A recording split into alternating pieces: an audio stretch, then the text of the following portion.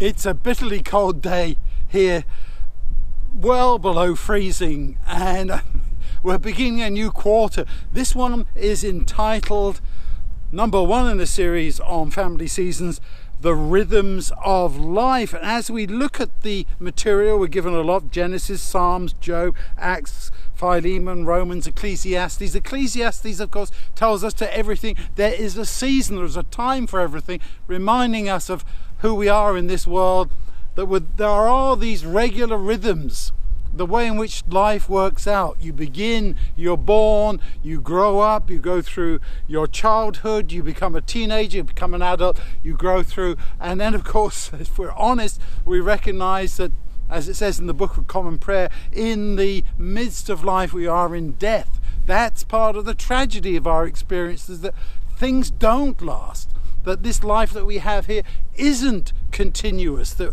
we are not born and then live forever, even though we were supposed to. And as we come to terms with these different things in life, I think it's important, as we look through these things, as we look at the aspect of family, particularly this quarter, that we try and understand what we are doing here and why we are here.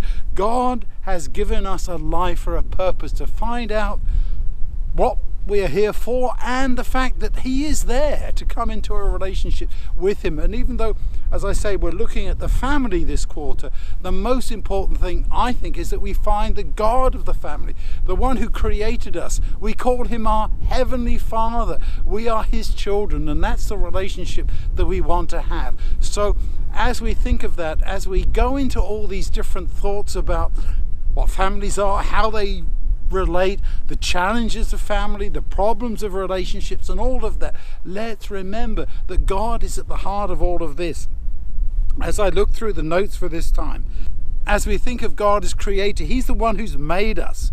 And looking at those comments, he has made everything beautiful in its time, it says there in Ecclesiastes. And the beauty of our life now is not just this, but the fact that we shall live together with our Heavenly Father for all eternity. So God bless you as you study this quarter.